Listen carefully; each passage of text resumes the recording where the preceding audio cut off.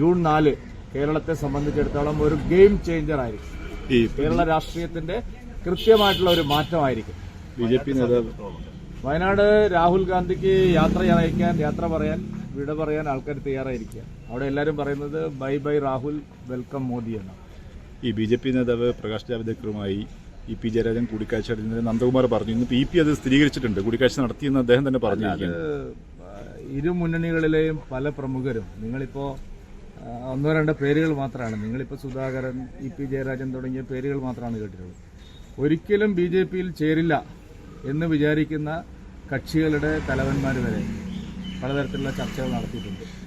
June 4 ശേഷം കൂട്ടത്തോടെ LDF, UDF മുന്നണികളിലെ പ്രമുഖർ ബി.ജെ.പിയിൽ ചേരും. അതാണ് ഞാൻ പറഞ്ഞത്, ഇത് വലിയൊരു രാഷ്ട്രീയ മാറ്റത്തിനുള്ള തെരഞ്ഞെടുപ്പാണ്. കഴിഞ്ഞ ഇത്രയും വർഷങ്ങൾക്ക് ശേഷം ഇതാദ്യമായിട്ടാണ് ശക്തമായിട്ടുള്ള ഒരു രാഷ്ട്രീയ മാറ്റത്തിന് ചൂണ്ടുന്ന ഒരു വലിയ തെരഞ്ഞെടുപ്പ്. ബി.ജെ.പി സംസ്ഥാന നേതൃത്വത്തിന്റെ അറിവോടുകൂടി തന്നെ ആയിരുന്നു. എല്ലാ തലത്തിലും ചർച്ചകൾ നടക്കുന്നുണ്ട്. LDF-ലെയും UDF-ലെയും അസംതൃപ്തരായിട്ടുള്ള പല ആളുകളും ഇതിനോടകം ചർച്ച ചെയ്തിട്ടുണ്ട്.